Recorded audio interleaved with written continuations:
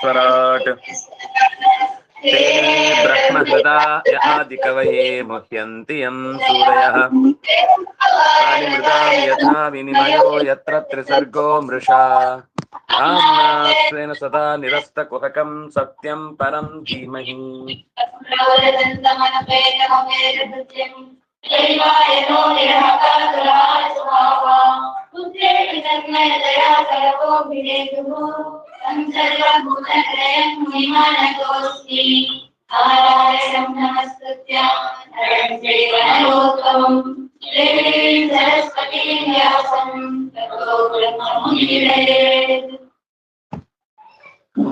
स्वस्त्यस्तु सतां हरिः ओम्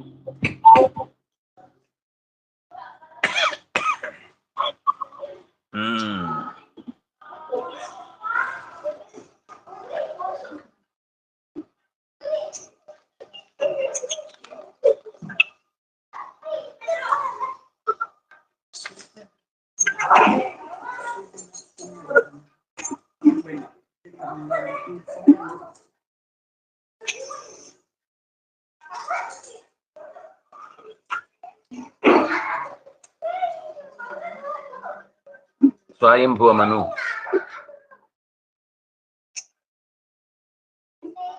ವಾನಪ್ರಸ್ಥಾಶ್ರಮಕ್ಕಾಗಿ ಕಾಡಿನಲ್ಲಿ ನೆಲೆಸಿದ ಹೊತ್ತಿನಲ್ಲಿ ಭಗವಂತನನ್ನ ಕಂಡು ಮಂತ್ರಗಳ ಉದ್ಘೋಷವನ್ನೇನು ಮಾಡಿದ ಅದನ್ನ ಭಾಗವತ ಸಂಗ್ರಹಿಸಿ ಹೇಳ್ತಾ ಬಂತು.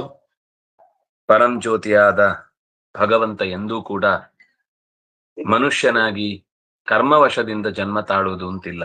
ಅವನು ಇಷ್ಟಪಟ್ಟು ಮನುಷ್ಯರ ನಡುವೆ ಓಡಾಡುತ್ತಾನೆ ಹೊರತು ನಮ್ಮ ಹಾಗೆ ಅವನು ವ್ಯತ್ಯಾಸದಿಂದ ತಪ್ಪಿ ಹುಟ್ಟುವುದು, ಇಳಿದು ಬರುವುದಲ್ಲದೆ ಜಾರಿ ಬೀಳುವುದು, ಇಂಥ ಈ ಎಲ್ಲ ಪರಿಸ್ಥಿತಿಗಳು ಅವನಿಗಿಲ್ಲ. ಅವನು ಆದಿಪುರುಷ, ಸ್ವಶಕ್ತಿಯಿಂದ ಅನಾದಿಯಾದ ಪ್ರಕೃತಿಯನ್ನು ಬಳಸಿಕೊಂಡು ಜಗತ್ತಿನ ಸೃಷ್ಟಿಯನ್ನ ಮಾಡುತ್ತಾನೆ.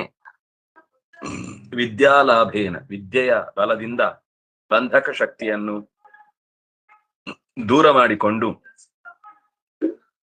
ಯಾವುದೇ ಲೋಕದ ಬಯಕೆಗಳಿಗೆ ಸಿಲುಕದೆ ನಿಲ್ತಾನೆ ಅಂತ ಹೇಳಿದ್ರು. ಮುಂದೆ ನಾವು ನೋಡ್ಬೇಕಾದ್ದು ಅಥಾಗ್ರ ಋಷಯ ಕರ್ಮಾಣಿ ಹಂತೆ ಕರ್ಮ ಹಂತವೇ ಈಹಮಾನೋ ಹಿ ಪ್ರಾಯೋ ನೀಹಮದ್ಯತೆ. ಪೂರ್ವಕಾಲದಲ್ಲಿ ಋಷಿಗಳು ದುಷ್ಕರ್ಮಗಳನ್ನ ಕಳೆದುಕೊಳ್ಳುವುದಕ್ಕೋಸ್ಕರ ವಿಹಿತ ಕರ್ಮಗಳನ್ನ ಬಿಡದೆ ತಪ್ಪದೆ ಮಾಡುತ್ತಿದ್ರು. ಅದೇ ದೊಡ್ಡ ಅಸ್ತ್ರ. ಕರ್ಮದ ಗಂಟು ಕಳ್ಕೊಳ್ಳಿಕ್ಕಿರುವ ದಾರಿ ಯಾವುದು ಅಂದ್ರೆ ನಮಗೆ ವಿಹಿತವಾದ ಕರ್ಮವನ್ನು ಶ್ರದ್ಧೆಯಿಂದ ಮಾಡುವುದು. ಎಷ್ಟು ನಾವು ನಮ್ಗೆ ಸಂಬಂಧ ಪಡದ ಕೆಲಸಕ್ಕೆ ಕೈ ಹಾಕ್ತೇವೆ ಅಷ್ಟು ನಾವು ಮತ್ತೆ ಬಲೆಗಳನ್ನ ನಾವೇ ಹೆಣೆದುಕೊಂಡು, ಆ ಚಿಟ್ಟೆ ಆಗುವ ಕೋಶ ಹೇಗೆ ತನ್ನ ಸುತ್ತ ತಾನೇ ಮೇಣವನ್ನ ಕಟ್ಟಿಕೊಂಡು ಗೂಡೊಳಗೆ ಸೇರಿಕೊಳ್ಳುತ್ತೋ ಹಾಗೆ ಇವನು ಕೂಡ ಕೋಶಪ್ರಾಯನಾಗಿ ಉಳಿದು ಬಿಡುತ್ತಾನೆ. ಆದ್ರೆ ಋಷಿಗಳು ಕರ್ಮಾಣಿ ಈ ಹಂತೆ, ಕರ್ಮಗಳನ್ನ ಚೆನ್ನಾಗಿ ಮಾಡ್ತಾರೆ. ಮಾಡಿ ಅದು ಎಂಥದ್ದು ಕರ್ಮ ಹಂತವೇ, ಕರ್ಮಗಳನ್ನ ಕಳ್ಕೊಳ್ಳಿಕ್ಕಾಗಿ ಕರ್ಮ ಮಾಡ್ತಾರೆ. ಕರ್ಮಗಳನ್ನ ಕಳ್ಕೊಳ್ಳುವುದಕ್ಕಾಗಿ ಕರ್ಮ ಮಾಡೋದು ಅಂದ್ರೆ ಕೆಸರಲ್ಲಿ ಕೈ ತೊಳ್ಕೊಳ್ಳೋ ತರ ಆಯ್ತಲ್ವಾ ಅಂತ ಪ್ರಶ್ನೆ ಬರುತ್ತೆ. ಆದ್ರೆ ಇದು ಯಾವ ಕರ್ಮ ಮಾಡ್ತಾರೆ ಅಂತಂದ್ರೆ ವಿಹಿತವಾದ ಕರ್ಮಗಳನ್ನು ಮಾಡ್ತಾರೆ. ಕರ್ಮ ಮಾಡುವ ಜೀವ ಈ ವಿಧಿ ನಿಷೇಧಗಳನ್ನ ದಾಟಿ ಅವನು ಅನುಭವಿಸ್ಬೇಕಾದ್ದನ್ನ ಮುಗಿಸಿದ ಅಂತಂದಾಗ ಅರಿವಿನಿಂದ ಕೂಡಿ ಮಾಡಿದ್ದಾದ್ರಿಂದ ಮುಕ್ತಿಯನ್ನ ಪಡೀತಾನೆ. ಅಷ್ಟೇ ಅಲ್ಲ, ಅವನು ಫಲವನ್ನ ನಿರಾಕರಿಸಿದ್ದಾನೆ, ಆದ್ರಿಂದಾಗಿ ಫಲವನ್ನ ಅಪೇಕ್ಷೆ ಪಟ್ಟಿಲ್ಲ, ಆದ್ರಿಂದಾಗಿ ಅವನಿಗೆ ಗಂಟಾಗುದಿಲ್ಲ. ಈ ವ್ಯವಸ್ಥೆ ಅನ್ನೋದು ಗಂಟಾಗುದಿಲ್ಲ. ಆದ್ರೆ ಯಾರು ಫಲಾರ್ಥಿಯಾಗಿ ಕೆಲಸ ಮಾಡ್ತಾನೆ, ಈಹ ಇಂದ ಕೂಡಿದವನಾದ್ರೆ ಅವನು ಮತ್ತೆ ವಾಪಸ್ಸು ಭೂಮಿಗೆ ಹುಟ್ಟಿ ಬರ್ತಾನೆ. ಫಲಾಪೇಕ್ಷೆ ಇಲ್ಲದೆ ಮಾಡಿದ್ರೆ ಗಂಟಾಗುದಿಲ್ಲ, ಫಲಾಪೇಕ್ಷೆಯಿಂದ ಕೂಡಿ ಮಾಡಿದ್ರೆ ಮತ್ತೆ ಮತ್ತೆ ಗಂಟಿಗೆ ಬೀಳ್ತಾನೆ. ಹಾಗಾಗಿ ಗಂಟು ಹಾಕೊಳ್ಳೋದು ದೇವರ ಅಂದ್ರೆ ನಾವೇ. ದೇವ್ರು ಬಿಡಿಸ್ಲಿಕ್ಕೇನೆ ಕಾಯ್ತಿರ್ತಾನೆ. ಇಲ್ಲ ಇಲ್ಲ ಬೇಡ ಬೇಡ ಬೇಡ ನೀವು ಹಾಕ್ಬೇಡಿ, ನಾನು ಬಿಡಿಸ್ಕೊಳ್ತೇನೆ ಅಂತೇಳಿ ಮತ್ತೆ ಹೇಳುದು. ಈ ಮಕ್ಳು ಕೆಲವೊಂದ್ಸರ್ತಿ ಇನ್ನು ಗಂಟು ಮಾಡ್ಕೊಳ್ತಾರಲ್ಲ, ಗಟ್ಟಿ ಹೇಳುದು. ಹಂಗೆ ಈಹತೆ ಭಗವಾನೀಶೋ ನಹಿ ತತ್ರ ವಿಸಜ್ಜತೆ ಆತ್ಮಲಾಭೇನ ಪೂರ್ಣಾರ್ಥೋ ನಾವಸೀದಂತಿ ಏಮಿತಂ. ಈ ಹಿಂದೆ ಹೇಳಿದ ಮಾತು ಅಥಾಗ್ರ ಋಷೇ ಕರ್ಮಾಣಿ ಹಂತೆ ಕರ್ಮ ಹಂತವೇ ಅನ್ನುವ ಮಾತು ನಮಗೆ ಮಂತ್ರದಲ್ಲಿ ಎಲ್ಲಿ ಬರುತ್ತೆ ಅಂದ್ರೆ, ಮೂಲ ಮಂತ್ರದಲ್ಲಿ ಕುರುವನ್ನೇವೇಹ ಕರ್ಮಾಣಿ ಜಿಜೀವಿಷೇಕ್ಷತಂ ಸಮಾಹ. ಕುರುವನ್ನೇವ ಕರ್ಮಾಣಿ ಕುರುವನ್ನೇವ, ಕರ್ಮಗಳನ್ನು ಮಾಡ್ಲೇಬೇಕು, ಕರ್ಮಗಳನ್ನ ಬಿಟ್ಟು ಬದುಕಲಿಕ್ಕಾಗುದಿಲ್ಲ. ಯಾಕೆಂದ್ರೆ ಕರ್ಮ ಅನ್ನೋದು ಮನುಷ್ಯನ ಅನಿವಾರ್ಯವಾದ ಸ್ಥಿತಿ. ಅವನದನ್ನ ಬಿಟ್ಟು ಬದುಕ್ತೇನೆ ಅಂತ ಅನ್ನೋದು ಅವನ ದಡ್ಡತನ ಆಗ್ಬಿಡುತ್ತೆ. ಆದ್ರಿಂದಾಗಿ ಕರ್ಮಾಣಿ ಜಿಜೀವಿಷೇತ್, ಮಾಡ್ತಾ ಮಾಡ್ತಾ ಬದುಕಬೇಕು ಅಂತ ಶಾಸ್ತ್ರ ಅತ್ಯಂತ ಬಿಡಿಸಿ ಅವನ ದಾರಿಯನ್ನ ಸ್ಪಷ್ಟಪಡಿಸಿದೆ. ಈಹತೆ ಭಗವಂತ ರಾಮಕೃಷ್ಣ ಮೊದಲಾದ ಅವತಾರಗಳಲ್ಲಿಯೂ ಕೂಡ ಗುರುಗಳ ಹತ್ರ ಹೋಗುವುದು, ಹಿರಿಯರಿಗೆ ನಮಸ್ಕಾರ ಮಾಡುವುದು, ಯಜ್ಞ ಯಾಗಾದಿಗಳನ್ನು ನಡೆಸುವುದು, ಆ ಯಜ್ಞವನ್ನು ನಡೆಸುವಾಗ ಅದಕ್ಕೆ ಏನಾದ್ರೂ ತಡೆ ಬಂತು ಅಂತಾಗ ಮಧ್ಯೆ ಎದ್ದು ಹೋದ್ರೆ ಮತ್ತೆ ಪ್ರಾಯಶ್ಚಿತ್ತವನ್ನ ಮಾಡುವುದು. ನಾನ್ ದೇವ್ರು, ನಾನೇ ನನ್ಗೆ ಪೂಜೆ ಮಾಡುವಾಗ ನಾನೇ ಪ್ರಾಯಶ್ಚಿತ್ತ ಮಾಡ್ಕೊಳ್ಳೋದಾ ಅಂತ ಹೇಳ್ತಿರ್ಲಿಲ್ಲ. ಅರ್ಜುನನನ್ನ ಒಂದು ಪ್ರಾಣಾಪಾಯದಿಂದ ಪಾರು ಮಾಡೋದಕ್ಕೋಸ್ಕರ ಯಾಗದ ಮಧ್ಯದಿಂದ ದೀಕ್ಷಿತನಾದವ ಎದ್ದು ಬಿಡ್ತಾನೆ. ಇಲ್ಲಾಂದ್ರೆ ಅರ್ಜುನ ಸಾಯ್ಬೇಕಿತ್ತು. ಆಗ ಅವನು ಸಾಯುವುದಕ್ಕಿಂತ ಇದು ಯಜ್ಞ ಏನು ದೊಡ್ಡದಲ್ಲ ಅಂತ ಹೇಳಿ ಹೊರಟು ಅವನಿಗೆ ಯಾವ ಕಾರಣಕ್ಕಾಗಿ ಪ್ರಾಣ ಕಳೆದುಕೊಳ್ಳುವ ಪ್ರಸಂಗ ಬಂತೋ ಆ ಮಗುವನ್ನ ಮತ್ತೆ ಮರಳಿಸಿ ಆ ತಂದೆ ತಾಯಿಗಳಿಗೆ ಕೊಟ್ಟು ಮತ್ತೆ ವಾಪಸ್ಸು ಆಯ್ತು, ನಾನು ಮಾಡ್ತಾ ಇರುವ ಕೆಲಸ ಯಾರೋ ಉಪಕಾರಕ್ಕಾಗಿ, ಅದೇನು ಯಜ್ಞ ಭಂಗ ಆಗುದಿಲ್ಲ ಅಂತ ಅವನು ಮಾತಾಡ್ಲಿಲ್ಲ. ತಕ್ಷಣವೇ ಬಂದು ವಾಪಸ್ಸು ಆ ಯಜ್ಞದ ದೀಕ್ಷೆಯನ್ನ ಕಡಿದದ್ದಕ್ಕಾಗಿ ಪ್ರಾಯಶ್ಚಿತ್ತವನ್ನು ಮಾಡಿಕೊಳ್ತಾನೆ ಕೃಷ್ಣ. ಅಂದ್ರೆ ಹೀಗೆ ಸ್ವತಃ ಭಗವಾನ್ ಈಶಃ ನಹಿ ತತ್ರ ವಿಸಜ್ಜತೆ, ಅವನು ಕರ್ಮಗಳ ಗಂಟಿಗೆ ಅಂಟಿಕೊಳ್ಳುವುದಿಲ್ಲ. ಆದ್ರೆ ಅವನು ನಿಷ್ಕಾಮವಾಗಿ ಕರ್ಮ ಮಾಡುವಂಥದ್ದನ್ನೇ ಲೋಕಕ್ಕೆ ತೋರಿಸಿಕೊಡುವುದಕ್ಕೋಸ್ಕರ ಅಂತ ಚಟುವಟಿಕೆಗಳನ್ನು ತೊಡಗ್ತಾನೆ. ಯಾರು ಹೀಗೆ ಭಗವಂತನ ಪ್ರೀತಿಗಾಗಿ ಮಾತ್ರ ಕರ್ಮವನ್ನು ಮಾಡ್ತಾನೋ ನಾವಸೀದಂತಿ, ಅವನು ಅವಸಾದ ಹೊಂದುವುದಿಲ್ಲ. ಅವಸೀದಂತಿ ಅಂದ್ರೆ ನಾಶ ಹೊಂದುವುದು. ನಾವಸೀದಂತಿ, ಅವ್ರು ಯಾವತ್ತೂ ಕೂಡ ನಷ್ಟವಾಗುವುದಿಲ್ಲ, ಸಂಸಾರದ ಬಂಧನದಲ್ಲಿ ಬಳಲುವುದಿಲ್ಲ, ಪರಮಾತ್ಮನನ್ನ ಪಡೆದು ಪರಮಾತ್ಮನ ಪ್ರಾಪ್ತಿಯಿಂದ ಕೃತಾರ್ಥರಾಗ್ತಾರೆ ಅನ್ನುವ ಮಾತನ್ನ ಈ ಪದ್ಯದಲ್ಲಿ ತಿಳಿಸಿದ್ರು. ತಮೀಹಮಾನಂ ನಿರಹಂಕೃತಂ ಬುಧೈ ನಿರಾಶಿಷಂ ಪೂರ್ಣಮನನ್ಯಚೋದಿತಂ ತಚ್ಚಿಕ್ಷಯಂತಂ ನಿಜವರ್ತ್ಮ ಮೂಢಾನ್ ಪ್ರಭುಂ ಪ್ರಪದ್ಯೇಖಿಲ ಧರ್ಮ ಭಾವನಂ. ಭಗವಂತ ಕರ್ಮವನ್ನ ಮಾಡುತ್ತಾನೆ ಯಾಕಂದ್ರೆ ಅವನು ಸ್ವತಂತ್ರ. ಮಾಡದೇ ಇದ್ರೆ ಯಾರು ಕೇಳೋರಿಲ್ಲ. ಅವನಿಗೆ ನಾನ್ ಮಾಡುದು ಅನ್ನುವ ಹುಚ್ಚು ಅಹಂಕಾರ ನಮ್ಮಂತೆ ಅವನಿಗಿಲ್ಲ. ಅವನು ಪೂರ್ಣ ಕಾಮ, ಆದ್ರಿಂದಾಗಿ ಫಲದ ಬಗ್ಗೆ ಆಸೆಯೂ ಇಲ್ಲ, ಫಲಕ್ಕಾಗಿ ಅವನು ಕಾಯುವುದೂ ಇಲ್ಲ. ಮತ್ತೆ ಅವನು ಯಾವತ್ತು ಕರ್ಮ ಮಾಡುವಾಗ ಯಾರಾದ್ರೂ ಬಂದೇ ಮಾಡೋ ಮಾಡೋ ಮಾಡೋ ಅಂತ ಪ್ರೇರೇಪಿಸ್ಬೇಕಾಗಿಯೂ ಇಲ್ಲ. ಅವನನ್ನ ನೀನ್ ಮಾಡದೇ ಇದ್ರೆ ನಿನಗೆ ಊಟ ಹಾಕಲ್ಲ ಅಂತ ಯಾರು ಜೋರ್ ಮಾಡ್ಲಿಕ್ಕೂ ಸಾಧ್ಯ ಇಲ್ಲ. ಅವನಿಗೆ ನೀವು ಊಟ ಹಾಕದೇ ಇದ್ರೆ ಅಷ್ಟೇ ಹೋಯ್ತು. ಅವನಿಗೆ ನಾವು ಕೊಡೋ ಊಟದಿಂದ ಏನು ಹೊಟ್ಟೆ ತುಂಬುದಲ್ಲ. ಮತ್ತೆ ಯಾರು ಬಿಡುಗಡೆಯ ದಾರಿಯನ್ನ ಇನ್ನು ಸರಿಯಾಗಿ ಅರ್ಥ ಮಾಡ್ಕೊಂಡಿಲ್ವೋ ಅಂತ ಭಕ್ತರಿಗೆ ಕರ್ಮಾಚರಣೆ ಮಾಡುವ ಮೂಲಕ ಹೇಗೆ ಅಂತಃಕರಣ ಶುದ್ಧಿ ಆಗುತ್ತೆ, ಭಕ್ತಿ ಸಾಧನೆಗೆ ಅದು ಎಷ್ಟು ಪೂರಕವಾಗುತ್ತೆ, ಜ್ಞಾನ ಪಡಿಲಿಕ್ಕೆ ಅದು ಎಷ್ಟು ಸಹಕಾರಿಯಾಗತ್ತೆ ಅನ್ನೋದನ್ನ ತಿಳಿಸ್ಲಿಕ್ಕೋಸ್ಕರ ಅವನು ಕರ್ಮವನ್ನ ಮಾಡ್ತಾನೆ. ಹೀಗೆ ತಾನು ಕರ್ಮ ಮಾಡ್ತಾ ಎಲ್ಲರಿಂದಲೂ ಕರ್ಮವನ್ನ ಮಾಡಿಸ್ತಾ ಅವರನ್ನ ಈ ಸಂಕೋಲೆಯಿಂದ ತಪ್ಪಿಸುವುದಕ್ಕೋಸ್ಕರ ನಿರಂತರ ಬೇರೆ ಬೇರೆ ರೂಪಗಳಲ್ಲಿ ಅವತಾರಗಳನ್ನು ಎತ್ತಿ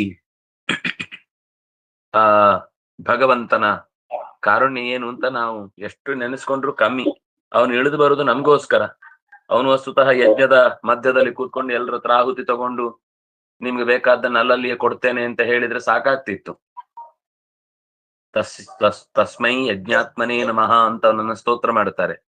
ಆದ್ರೆ ಅವನು ಯಜ್ಞನಾಗಿ ಇರುವುದರ ಜೊತೆಗೇನೆ ಆ ಯಜ್ಞವನ್ನು ಮಾಡುವುದಕ್ಕೆ ತಾನೇ ಯಜ್ಞೇಶ್ವರನಾಗಿ ಮುಂದೆ ಯಜಮಾನನಾಗಿಯೂ ಕೂತು ಕರ್ತವ್ಯವನ್ನು ಮಾಡುವುದರ ಉದ್ದೇಶ ಲೋಕದಲ್ಲಿ ಉಳಿದವರಿಗೆ ಯಜ್ಞ ಮಾಡುವಂತಹ ಶ್ರದ್ಧೆ ಹೆಚ್ಚಲಿ, ಅವರಿಗೆ ಅಂಥ ಆ ಪ್ರೀತಿ ಕಾರುಣ್ಯ, ದೇವರಿಗೆ ಆ ಭಕ್ತನ ಮೇಲೆ ಅತ್ಯಂತ ಕಾರುಣ್ಯವನ್ನ ನಾವು ಹೀಗೆ ಕಾಣುವುದು ಸಾಧ್ಯ. ಪ್ರಭುಂ ಪ್ರಪದ್ಯೆ ಅಖಿಲ ಧರ್ಮ ಭಾವನಂ ಪ್ರಭುಂ ಪ್ರಪದ್ಯೆ, ಮೂಢರನ್ನ ನಿಜವಾದ ದಾರಿಯಲ್ಲಿ ಶಿಕ್ಷೆಯಂತಂ ಕರೆದೊಯ್ಯುವುದಕ್ಕೆ ಪ್ರಯತ್ನಿಸುವ, ಎಲ್ಲ ಧರ್ಮಗಳನ್ನು ಕೂಡ ನಡೆಸಿಯೂ ನಡೆಸದವನಂತೆ ಅಥವಾ ನಡೆಸದೇ ಇದ್ರೂ ಅವನು ಎಲ್ಲವನ್ನು ಮಾಡಿದವನಂತಿರುವಂತಹ ಸರ್ವ ಸಮರ್ಥನಾದ ಭಗವಂತನನ್ನು ಅಹಂ ಪ್ರಪದ್ಯೆ, ನಾನು ಆಶ್ರಯಿಸಿದ್ದೇನೆ ಅಂತ ಈ ಪದ್ಯ ಹೇಳುತ್ತೆ. ಶ್ರೀ ಶುಕ ಉವಾಚ ಇತಿ ಮಂತ್ರೋಪನಿಷದಂ ವ್ಯಾಹರಂತಂ ಸಮಾಹಿತಂ ದೃಷ್ಟ್ವಾಸುರಾ ಯಾತುಮಾನ ಜಗ್ಬುರ್ ಜಗ್ಗುಮಭ್ಯದ್ರವನ್ ಕೃಧೋ. ನೋಡಿ ಎಷ್ಟು ಸ್ಪಷ್ಟವಾಗಿ ಆ ಮಾತು, ಇತಿ ಮಂತ್ರೋಪನಿಷದಂ ವ್ಯಾಹರಂತಂ. ಇಷ್ಟೊತ್ತು ಹೇಳಿದ್ದವನು ಉಪನಿಷತ್ತಿನ ಮಾತನ್ನೇ ಹೇಳಿತು. ಅಂದಾಗಿ ವೇದಾಂತದ ಚಿಂತನೆಯನ್ನು ನಡೆಸಲಿಕ್ಕೆ ಪುರಾಣಗಳ ಸಹಕಾರ ಯಾಕೆ ಬೇಕು ಅಂದ್ರೆ, ಇದು ಗೊತ್ತಿಲ್ಲದೆ ಹೋದ್ರೆ ನಮಗೆ ಸತ್ಯ ತಿಳಿಯುವುದು ಸಾಧ್ಯ ಇಲ್ಲ. ಇತಿಹಾಸ ಪುರಾಣಾಭ್ಯಾಂ ವೇದಂ ಸಮುಪಬೃಂಹಯೇ. ಅದು ಸುಮ್ಮನೆ ಇರ್ಲಿ, ಇತಿಹಾಸಗಳ ಬಗ್ಗೆ ಪುರಾಣಗಳ ಬಗ್ಗೆ ಒಂದು ಚೂರಾದ್ರೂ ಯಾರಿಗಾದ್ರೂ ಒಂದು ಆಸಕ್ತಿ ಹುಟ್ಲಿ ಅಂತ ಅರ್ಥವಾದದ ಮಾತಾಡಿದ್ದಲ್ಲ. ಇಲ್ಲಿ ಮಂತ್ರೋಪನಿಷದಂ ವ್ಯಾಹರಂತಂ, ಈ ಮಂತ್ರವನ್ನೇ ಅವನು ಉಪನಿಷತ್ತಿನ ಮಾತನ್ನೇ ಆಡಿದ್ದು. ಸಮಾಹಿತಂ, ತುಂಬಾ ಮನಃಪೂರ್ವಕವಾಗಿ ಏಕಾಗ್ರ. ಸಮಾಹಿತ ಅಂದ್ರೆ ಸಮಾಹಿತ ಮನಸ ಸ್ಮಃ ಅಂತ ಪುಣ್ಯಾಹದಲ್ಲಿ ಆ ಋತ್ವಿಜರನ್ನು ಕೇಳ್ಕೊಳ್ಳುದುಂಟು. ಇಲ್ಲೇ ಇದ್ದೀರಾ ಎಲ್ರು, ಮಂತ್ರ ಹೇಳ್ತಾ ಇದೇ ಕಾರ್ಯಕ್ರಮದಲ್ಲಿ ಭಾಗವಹಿಸ್ತಿದ್ದೀರಾ ಅಥವಾ ಸಂಜೆ ಕಾರ್ಯಕ್ರಮ ಏನು ಅಂತ ಯೋಚನೆ ಮಾಡ್ಕೊಂಡು ಎಲ್ಲೋ ಕಳೆದೋಗ್ಬಿಟ್ಟಿದ್ದೀರಾ ಅಂತ ಕೇಳ್ತಿರ್ತಾರೆ. ಆಗ ಸಮಾಹಿತ ಮನಸ ಸ್ಮಃ ಪ್ರಸೀದಂತು ಭವಂತಹ ಪ್ರಸನ್ನಾ ಸ್ಮಃ ಅಂತ ಅವ್ರನ್ನ ಎಚ್ಚರಿಸ್ಲಿಕ್ಕಿದೆ. ಆವಾಗ ಆಯ್ತು, ನಾವು ಇದೇ ಕಾರ್ಯಕ್ರಮದ ಬಗ್ಗೆನೆ ನಿಮ್ಮ ಯಜಮಾನ ಮತ್ತು ಭಗವಂತನ ನಡುವಿನ ಸಂಬಂಧಕ್ಕಾಗಿಯೇ ನಾವಿಲ್ಲಿ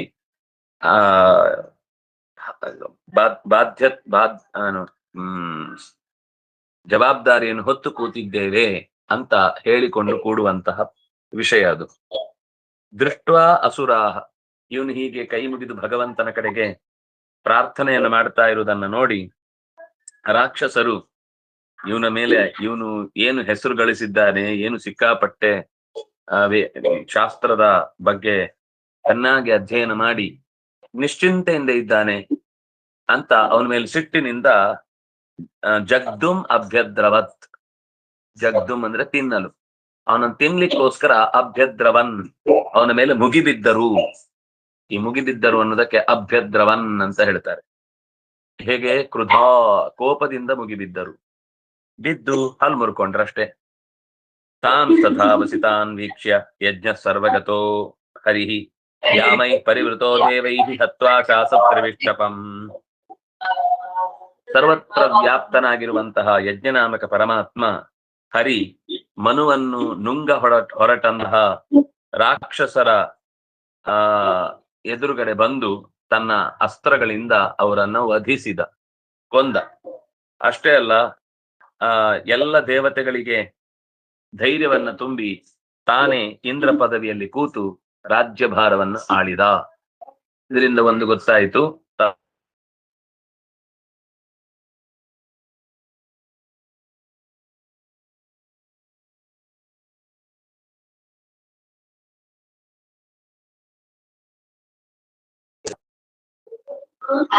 ನಾನೇನು ಮಾಡ್ಲಿಲ್ಲ. ಅದು ಮಾತ್ರ ಕೇಳಿಸುತ್ತೆ, ಬೈದ್ರೆ ಕೇಳಿಸುತ್ತಲ್ಲ ಕೆಲವೊಮ್ಮೆ ಹಂಗೆ. ಇದೆಂತ ಮಂಡೆ ಪೆಟ್ಟು, ಮೆಸೇಜ್ ಹೋಗಲ್ಲ ಅಂದಾಗ ಮಂಡೆ ಪೆಟ್ಟು ಅಂತ ಮೆಸೇಜ್ ಹೋಗುತ್ತೆ.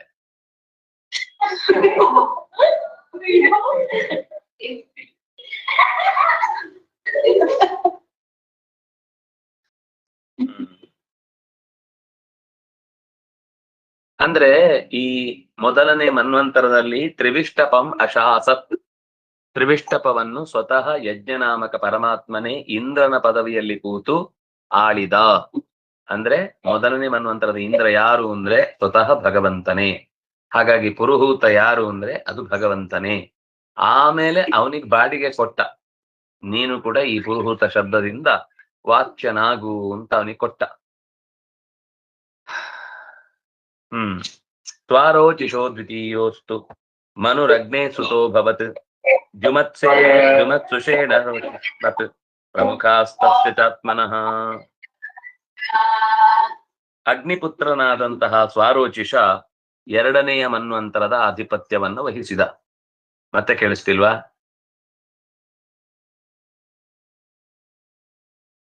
ಜುಮಂತ, ಸುಷೇಣ, ರೋಚಿಷ್ಮತ್ ಇವರೆಲ್ಲ ಮನುವಿನ ಮಕ್ಕಳು, ಸ್ವಾರೋಚಿಷ ಮನುವಿನ ಮಕ್ಕಳು.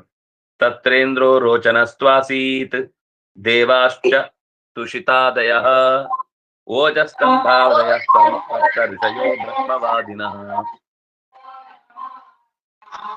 ಸ್ವಾರೋಚಿಷ ಮನ್ವಂತರದಲ್ಲಿ ತತ್ರ ಇಂದ್ರ ರೋಚನ. ಈ ರೋಚನ ಯಾರು ಅಂದ್ರೆ ಸ್ವತಃ ವಾಯುದೇವನೇ ರೋಚನ ನಾಮಕನಾಗಿ ಎರಡನೆಯ ಮನ್ವಂತರದ ಆಧಿಪತ್ಯವನ್ನು ವಹಿಸಿಕೊಂಡ ರೋಚನ ಅಂತ ಎರಡನೆಯ ಮನ್ವಂತರದ ಇಂದ್ರ.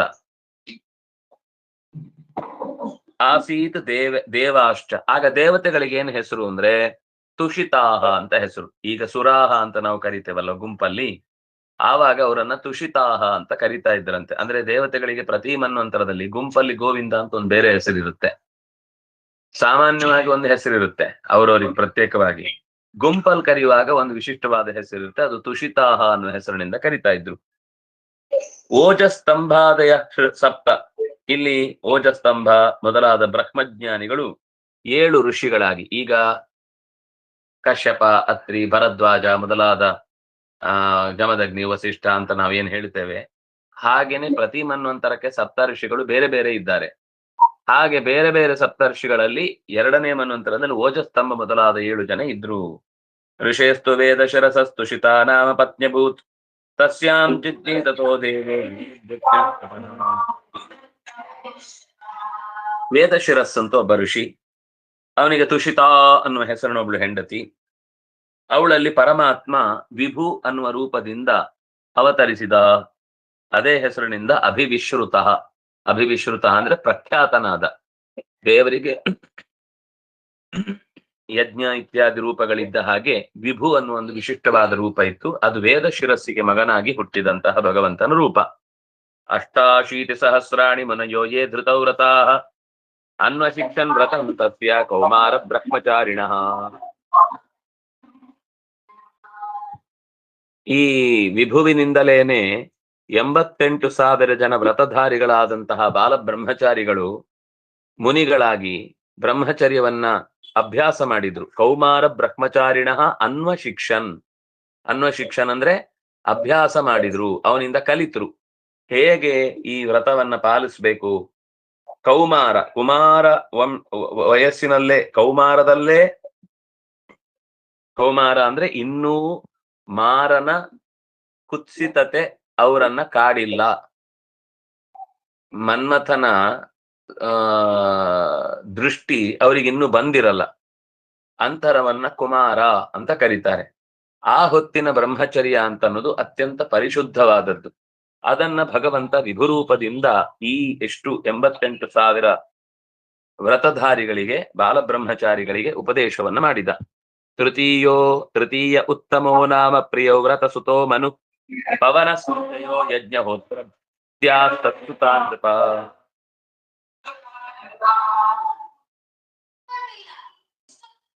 ಮೂರನೆಯ ಮನ್ವಂತರ ಯಾರು ಅಂದ್ರೆ ಅವನು ಪ್ರಿಯವ್ರತನ ಮಗ, ಉತ್ತಮ ಅಂತ ಅವನ ಹೆಸರು, ಮೂರನೇ ಮನು.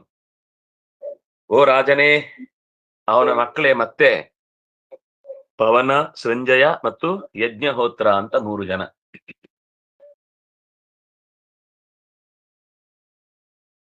ಒಂದನೇದ್ದು ಸ್ವಯಂಭುವ, ಸ್ವಾರೋಚಿತ, ಉತ್ತಮ. ವಸಿಷ್ಠತನಯ ಸಪ್ತ ಋಷಯ ಪ್ರಮದಾದಯ ಸತ್ಯಾವೇದ ಶ್ರುತಾ ಭದ್ರಾ ದೇವ ಇಂದ್ರಂತು ಸತ್ಯಜಿತ್. ಪ್ರಮದ ಮೊದಲಾದಂತಹ ವಸಿಷ್ಠರ ಮಕ್ಕಳು ಸಪ್ತರ್ಷಿಗಳಾಗಿ ಕಾರ್ಯನಿರ್ವಹಿಸಿದರು. ಈ ಸತ್ಯಾಹ, ವೇದಶ್ರುತಾಹ, ಭದ್ರಾಹ, ದೇವಾಹ, ಇವರೆಲ್ಲ ಒಂದೊಂದು ಗುಂಪು. ಈಗ ಮರುದ್ಗಣಗಳು, ಅಶ್ವಿ ದೇವತೆಗಳು ಅಂತ ನಾವು ಒಂದೊಂದು ಗುಂಪು ಹೇಳ್ತೇವಲ್ಲ, ಆ ಮನ್ವಂತರದಲ್ಲಿದ್ದವರನ್ನ ಸತ್ಯರು, ವೇದಶ್ರುತರು, ಭದ್ರರು ಅಂತ ದೇವತೆಗಳನ್ನ ಕರಿತಾ ಇದ್ರು. ಈಗ ಈ ಮೂರನೇ ಉತ್ತಮ ಮನ್ವಂತರದಲ್ಲಿ ಇಂದ್ರ ಯಾರು ಅಂದ್ರೆ ಸತ್ಯಜಿತ್. ಇವನು ಯಾರು ಅಂದ್ರೆ ಸ್ವತಃ ಧರ್ಮ, ಯಮಧರ್ಮನನ್ನೇ ಸತ್ಯಜಿತ್ ಅಂತ ಕರೀತಾರೆ. ಧರ್ಮಸ್ಯ ಸೂನೃತಾಯಾಂತು ಭಗವಾನ್ ಪುರುಷೋತ್ತಮ ಸತ್ಯಸೇನ ಇತಿ ಖ್ಯಾತೋ ಜಾತ ಸತ್ಯೋ ವ್ರತೈ ಸಹ. ಧರ್ಮನ ಮಡದಿ ಸೂನೃತ ಅಂತ ಒಬ್ಳು ಹೆಣ್ಮಗಳು. ಭಗವಾನ್ ಪುರುಷೋತ್ತಮ ಆ ಸತ್ಯವ್ರತರು ಅಂತ ಒಂದಿಷ್ಟು ಜನ ಅಣ್ಣ ತಮ್ಮಂದ್ರ ಜೊತೆಗೆ ಹುಟ್ಟಿ ಸತ್ಯಸೇನ ಅನ್ನುವ ಹೆಸರಿನಿಂದ ಕಾಣಿಸಿಕೊಂಡ. ಭಗವಂತ ಸತ್ಯಸೇನ ಅಂತ ಅವನದೊಂದು ವಿಶಿಷ್ಟವಾದ ರೂಪ. ಅಂದ್ರೆ ನಮ್ಗೆ ಸಾಮಾನ್ಯವಾಗಿ ರಾಮ, ಕೃಷ್ಣ, ಗೋವಿಂದ ಇಂಥದ್ದು ಹೆಸರುಗಳು ಗೊತ್ತಿರ್ತವೆ ಬಿಟ್ರೆ ದೇವರ ಬೇರೆ ಬೇರೆ ವಿಭೂತಿಗಳನ್ನ ಪರಿಚಯಿಸುವುದು ಭಾಗವತ ಮಾತ್ರ. ಇಷ್ಟು ವಿಸ್ತೃತವಾಗಿ, ಇಷ್ಟು ರಹಸ್ಯವಾದ ವಿಷಯಗಳನ್ನ ಅದು ತೆರೆದಿಡುತ್ತೆ. ಸತ್ಯವ್ರತರು ಅನ್ನುವ ಸತ್ಯವ್ರತೈ ಸಹ ಸತ್ಯಸೇನ ಇತಿ ಖ್ಯಾತಃ ಭಗವಾನ್ ಪುರುಷೋತ್ತಮ. ಭಗವಾನ್ ಪುರುಷೋತ್ತಮ ಸತ್ಯಸೇನ ಎನ್ನುವ ಹೆಸರಿನಿಂದ ಕಾಣಿಸಿಕೊಂಡ. ಸತ್ಯವ್ರತರು ಅಂತ ಅವನ ಅಣ್ಣ ತಮ್ಮಂದ್ರ ಜೊತೆಗೆ ಬಾಳಿದ. ಸೋನೃತೌ ವ್ರತ ದುಶ್ಶೀಲಾ ನಸತೋ ಯಕ್ಷ ರಾಕ್ಷಸಾನ್ ಭೂತಹೃದೋ ಭೂತಗಣಾನ್ ತ್ವಂ ಪವಧೀತ್ ಸತ್ಯಜಿತ್ತುತಃ. ಸತ್ಯಜಿತ್ನ ಸ್ತೋತ್ರಕ್ಕೆ ಮೆಚ್ಚಿ ಸತ್ಯಸೇನ ಸುಳ್ಳು ಹೇಳುವುದಿಲ್ಲ ಅನ್ನುವ ಒಂದು ವ್ರತವನ್ನು ಇಟ್ಟುಕೊಂಡಿದ್ದ. ಹಾಗಾಗಿ ಅವನಿಗೆ ಸತ್ಯಸೇನ ಅಂತ ಹೆಸರು ಪ್ರಸಿದ್ಧವಾಯಿತು.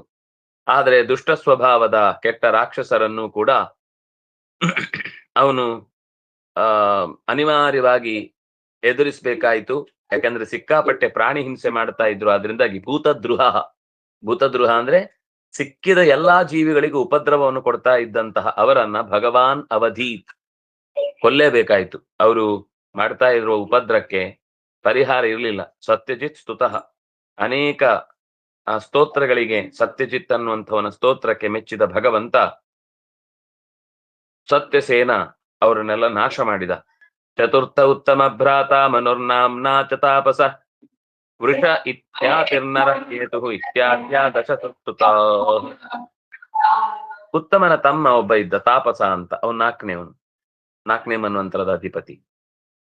ವೃಷ, ಖ್ಯಾತಿ, ನರ, ಕೇತು, ಒಟ್ಟು 10 ಜನ ಮಕ್ಕಳು ಆ ತಾಪಸನಿಗೆ ಇದ್ರು. ಸತ್ಯಕ ಹರಯೋ ವೀರಾಹ ದೇವಾಸ್ತ್ರಿಷಿಕ ಈಶ್ವರ ಜ್ಯೋತಿರ್ಧಾಮಾದಯ ಸಪ್ತ ಋಷಯ ತಾಪಸಾ ಪರೇ.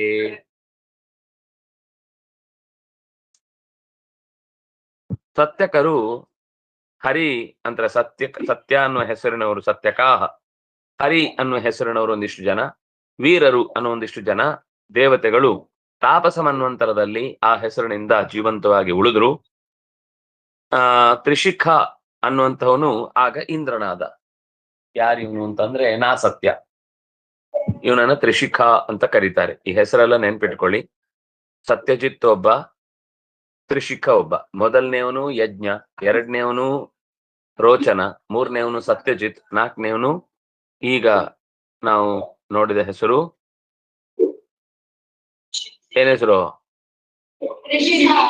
ಅವನಿಗೆ 3 ಶಿಖೆ ಇತ್ತು.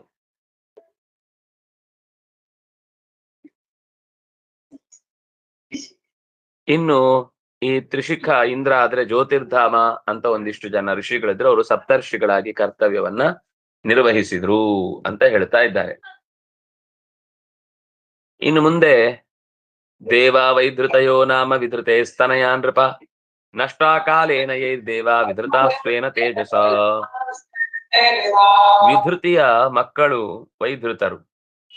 ಅವರು ಈ ಮನ್ವಂತರದಲ್ಲಿ ದೇವತೆಗಳು ಏನೇನ್ ಕೆಲಸ ಮಾಡ್ತಾರೆ ಅದ್ರ ಬಗ್ಗೆ ಚೆನ್ನಾಗಿ ಲೋಕಕ್ಕೆ ತಿಳಿಸ್ತಾರೆ.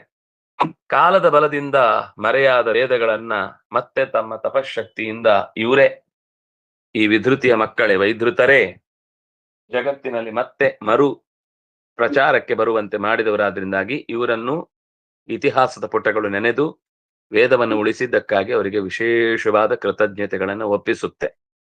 ಪುರಾಣಕ್ಕೆ ಭಾರಿ ಜಾಗ್ರತೆಯಿಂದ ಅದು ಒಂದೊಂದು ಹೆಸರು ಹೇಳ್ತಾ ಇದೆ ಅಂದ್ರೆ ನಮ್ಗೆ ಕೆಲವೊಮ್ಮೆ ಅವರ ಹಿನ್ನೆಲೆ ಬೇರೆ ಕಡೆ ನೋಡಿ ಗೊತ್ತಿಲ್ಲ ಆದ್ರಿಂದ ನಾವು ಸುಮ್ಮನೆ ಹೆಸರು ಹೇಳಿ ಮುಂದೆ ಹೋಗ್ತೇವೆ. ಆದ್ರೆ ಪುರಾಣಗಳು ಒಂದು ಹೆಸರು ಹೇಳ್ತಾ ಇದ್ದಾವೆ ಅಂದ್ರೆ ಅದಕ್ಕೆ ತುಂಬಾ ಕಾರಣಗಳಿರ್ತವೆ. ಒಂದು ದೈಹಿಕವಾದ ಬದಲಾವಣೆ, ಮಾನಸಿಕವಾದ ಸ್ಥಿತಿಗತಿಗಳನ್ನ ಹತೋಟಿಯಲ್ಲಿಡುವುದು, ಆಧ್ಯಾತ್ಮಿಕವಾಗಿ ಶುದ್ಧಿಯಿಂದ ಕಾಪಾಡಿಕೊಳ್ಳುವುದು, ಹೀಗೆ ಅನೇಕ ಕಾರಣಗಳಿಂದ ನಮ್ಮ ಶರೀರದಲ್ಲಾಗುವ ಬದಲಾವಣೆಯನ್ನು ತಿಳಿದು ದೇವತೆಗಳು ನಮಗೆ ಬೇಕಿರುವಂತಹ ಅನುಕೂಲತೆಯನ್ನು ಮಾಡಿಕೊಡ್ತಾರೆ. ತತ್ರಾಪಿ ಜಜ್ಞೆ ಭಗವಾನ್ ಹರಿಣ್ಯಾಂ ಹರಿಮೇಧಸ ಹರಿರಿತ್ಯಾಹುತೋದ್ಯೇನ ಗಜೇಂದ್ರೋ ಮೋಚಿತೋ ಗ್ರಹಾತ್. ಈ ತಾಪಸ ಮನ್ವಂತರದಲ್ಲೇ ಗಜೇಂದ್ರನ ಮೋಕ್ಷದ ಕಥೆ ಬಂದದ್ದು. ಗಜೇಂದ್ರನಿಗೆ ಆ ಸರೋವರದಲ್ಲಿ ಅಸಹಾಯಕನಾಗಿ ಬಿದ್ದಿದ್ದೇನೆ ಅಂತ ಅನ್ನಿಸಿ ಅಲ್ಲೇ ತಾನೇ ಕಿತ್ತು ಹಾಕಿದ ಕಮಲದ ದೇಟನ್ನ ಎತ್ತಿ ಹಿಡಿದಾಗ ಭಗವಂತ ತಾಪಸ ಮನು ಓಡೋಡಿ ಬಂದು ಅವನನ್ನು ರಕ್ಷಿಸಿದ ಅಂತ ನಾವು ಹಿಂದೆ ಕೇಳಿ ಬಿಟ್ಟಿದ್ದೇವೆ.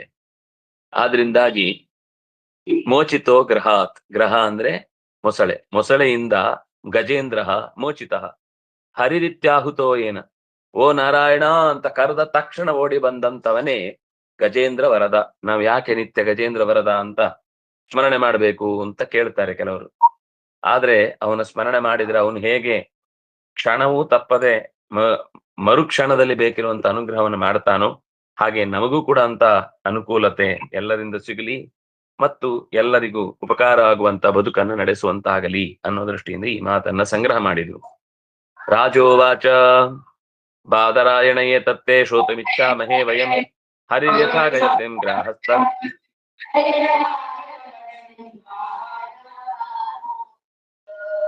ಗ್ರಾಹಗ್ರಸ್ತ ಮಮೂಚುದತ್ ಅಮೂಮುಚತ್. ಪರೀಕ್ಷಿತ್ ರಾಜ ಕೇಳ್ತಾನೆ, ಓ ಪರಾಶರರ ಮಗನೇ ಪರಾಶರರ ಮೊಮ್ಮಗನೇ ವ್ಯಾಸಪುತ್ರರೇ, ಹರಿ ಭಗವಂತ ಗಜೇಂದ್ರನನ್ನು ಆ ಕೊಳೆಯಿಂದ ತೂಬಿದ ಕೊಳದಲ್ಲಿ ಮೊಸಳೆಯಿಂದ ಸಿಲುಕಿ ಒದ್ದಾಡ್ತಾ ಇದ್ದಾಗ ಮುಕ್ತಗೊಳಿಸಿದೆ. ಇದರ ಬಗ್ಗೆ ನಮಗೆ ಇನ್ನಷ್ಟು ಡೀಟೇಲ್ ಆಗಿ ಹೇಳಬೇಕು. ನಮಗೆ ಇದು ಸುಲಭದಲ್ಲಿ ನೀವು ಒಂದು ವಾಕ್ಯದಲ್ಲಿ ಮುಗಿಸಿದ್ರೆ ನಮಗೆ ಕಥೆಯಲ್ಲಿ ಇರುವ ಸ್ವಾರಸ್ಯ ಏನು ಅಂತ ಅರ್ಥ ಆಗುದಿಲ್ಲ.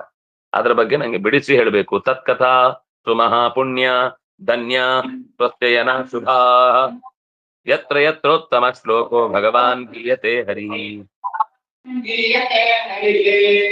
ದೇವರ ಬಗೆಗೆ ಹಾಡುವ ಮಾತು ಎಲ್ಲಿ ಮೂಲೆಯಲ್ಲಿ ಬಿದ್ದಿದ್ರು ಅದನ್ನ 10 ಬಾರಿ ಕೇಳಿದ್ರು ಕೂಡ ಅದು ಅತ್ಯಂತ ಕ್ಷೇಮದಾಯಕ. ದೇವರಿಗೆ ಕ್ಷೇಮಕೃತ್ ಅಂತ ಒಂದು ಹೆಸರಿದೆ. ಕ್ಷೇಮಕೃತ್ ಶಿವ ಅಂತ ಎಲ್ಲೋ ಬಂದು ಹೋಗಿರುತ್ತೆ. ಆ ಕ್ಷೇಮಕೃತ್ ಅನ್ನೋ ಹೆಸರು ಭಗವಂತನಿಗೆ ವಿಶಿಷ್ಟವಾದ ನಾಮ. ಅದನ್ನ ಗಜೇಂದ್ರನ ಕಥೆ ಮೂಲಕ ಕೇಳಿದ್ರೆ ತತ್ಕಥಾಹ ಸುಮಹಾ ಪುಣ್ಯ, ನಮಗೆ ಅದರ ಪುಣ್ಯವನ್ನ ಹೊರಲಿಕ್ಕೆ ನಮ್ಮ ಹತ್ರ ಶಕ್ತಿ ಇರ್ಲಿಕ್ಕಿಲ್ಲ, ಅಷ್ಟು ಪುಣ್ಯ ಬರುತ್ತೆ. ಧನ್ಯ, ಏನ್ ಕೇಳಲೇಬೇಕಿತ್ತು ಅಂತ ಧನ ಅಂದ್ರೆ ನಮಗೆ ಅಲ್ಲ, ಅದೊಂದೇ ಅಲ್ಲ. ಧನ್ಯ ಅಂದ್ರೆ ಏನ್ ಪಡಿಲೇಬೇಕಿತ್ತು ಅದನ್ನು ಪಡೆದ್ರೆ ಅದು ಧನ. ಅಂತ ಧನವನ್ನ ನಾನು ಪಡೆದಿದ್ದೇನೆ ಎನ್ನುವ ತೃಪ್ತಿ ಉಂಟಾದ್ರೆ ಅದು ಧನ್ಯ. ಇನ್ನು ಸ್ವಸ್ಥಯನ, ಅಯನ ಅಂದ್ರೆ ಆಶ್ರಯ, ಸ್ವಸ್ತಿ ಕ್ಷೇಮವಾದ ಜಾಗ, ಯಾವ ತಲೆಬಿಸಿ ಇಲ್ಲದೆ ನೆಮ್ಮದಿಯಿಂದ ನಿತ್ಯದ ಕರ್ತವ್ಯವನ್ನು ಮಾಡ್ಲಿಕ್ಕೆ ತೊಂದರೆ ಆಗದಂತಹ ರೀತಿಯ ವಾತಾವರಣ ಇದ್ರೆ ಅದು ಸ್ವಸ್ಥೇನ ಶುಭ, ಅತ್ಯಂತ ಮಂಗಳಕರ. ಅದನ್ನು ಹೇಳ್ಬೇಕಾಗಿಲ್ಲ. ಯತ್ರ ಯತ್ರೋತ್ತಮ ಶ್ಲೋಕ, ಎಲ್ಲಿ ಎಲ್ಲಿ ಯಾರ ಬಗ್ಗೆ ಕೇಳಿದ್ರೆ ಮನುಷ್ಯರಿಗೆ ಬದುಕು ಮಂಗಳಮಯವಾಗುತ್ತೋ ಅಂಥ ಉತ್ತಮವಾದ ಮಂಗಳಕರವಾದಂತಹ ಜಾಗದಲ್ಲಿ ಭಗವಾನ್ ಗೀಯತೆ ಹರಿಹಿ, ಅಲ್ಲಿ ಭಗವಂತ ಇವರೆಲ್ಲರಿಂದ ಸ್ತುತ್ಯನಾಗಿದ್ದಾನೆ ಅಂತ ಹೇಳ್ತಾರೆ. ಪರೀಕ್ಷಿತೈವಂ ಸತುಪಾದರಾಯಣಿ ಪ್ರಾಯೋಪವಿತ್ವೇನ ಕಥಾಸು ಚುನುದಿತ ಉವಾಚ ವಿಪ್ರಾಪತಿರಂತ ಪಾರ್ಥಿವಂ ಮುದಾಮುನಿಯಾಮೃತ.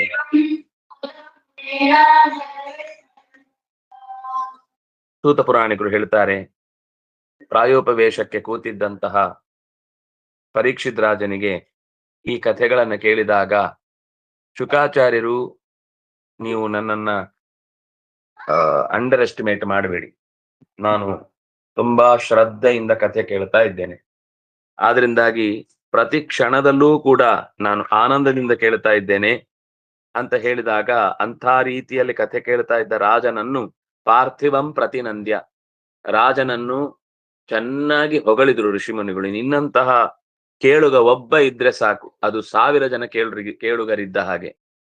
1000 ಜನ ಇದ್ದು ತುಂಬಾ ತಲೆ ಎಲ್ಲ ಆಡಿಸ್ತಾ ಇದ್ರೆ ಕೇಳಿದ್ದೆಲ್ಲ ಅಲ್ಲೇ ಉದುರು ಹೋಗ್ತಾ ಇದೆ ಅಂತಾನೂ ಗೊತ್ತಾಗುತ್ತೆ.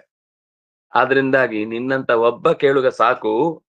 ಪಾರ್ಥಿವಂ ಪ್ರತಿನಂದ್ಯ, ಆ ರಾಜನನ್ನ ಅಭಿನಂದಿಸಿ ಸಭೆಯಲ್ಲಿ ಮುನಿಗಳಿಗೆಲ್ಲರಿಗೂ ಕಿವಿಗೆ ಮುನೀನಾಂ ಸದಸಿ ಶೃಣ್ವತಾಂ, ಮುನಿಗಳ ಕಿವಿಗೆ ಚೆನ್ನಾಗಿ ಬೀಳುವಂತಹ ರೀತಿಯ ಮಾತುಗಳನ್ನು ಮುಂದಾಡಿದರು ಅನ್ನುವಲ್ಲಿಗೆ 1ನೆಯ ಅಧ್ಯಾಯ ಮುಗಿತಾಯ. 2ನೆಯ ಅಧ್ಯಾಯದಲ್ಲಿ ಗಜೇಂದ್ರ ಮೋಕ್ಷದ ಕಥೆಯ ಪೂರ್ವಪೀಠಿಕೆ ಆರಂಭ ಆಗುತ್ತೆ. ನಾಳೆ ಮತ್ತೆ ಆ ಕಥಾ ಸಂಕಲನವನ್ನ ವ್ಯಾಸರು ಕಟ್ಟಿಕೊಟ್ಟ ಬಗೆಯನ್ನ ಅರ್ಥೈಸಿಕೊಳ್ಳೋಣ ಅಂತ ಹೇಳ್ತಾ, ಕಾಯೇನ ವಾಚ ಮನಸೇಂದ್ರಿಯೈರ್ವಾ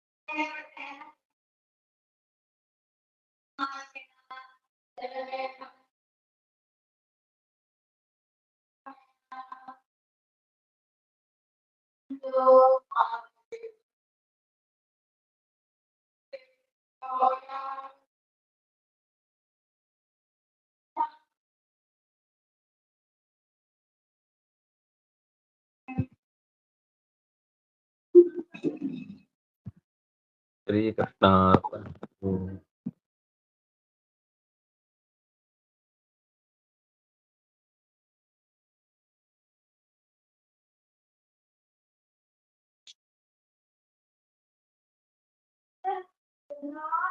ಉಚ್ಯತೆ